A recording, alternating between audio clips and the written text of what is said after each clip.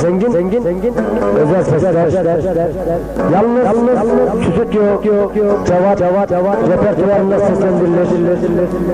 Stüdyo cevat, Polat'ta, Cumhuriyet Meydanı'nda.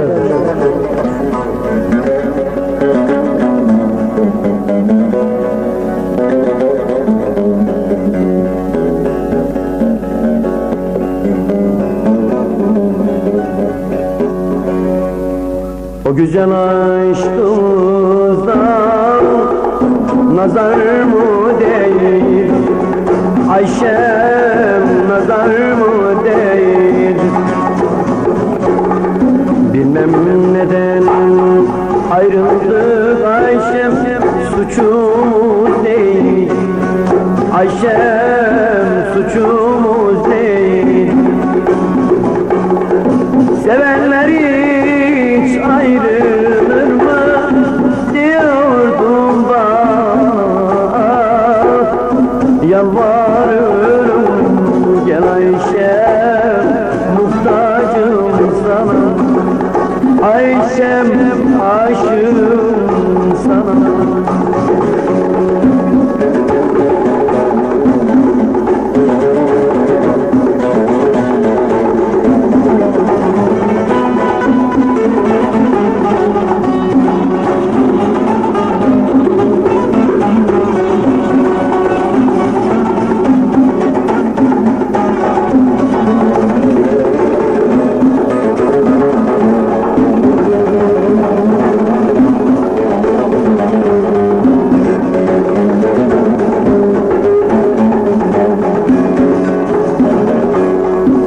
Güzel Ayşem'i görünce ben mesut olurdum, Ayşem mesut olurdum.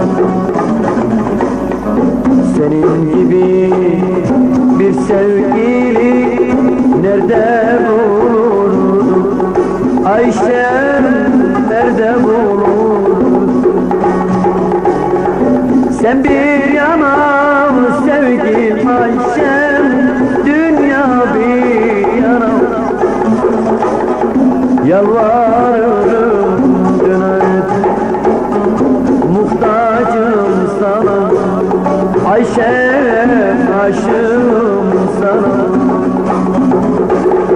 Gül dikensiz hiç yaşar mı diyordum bana,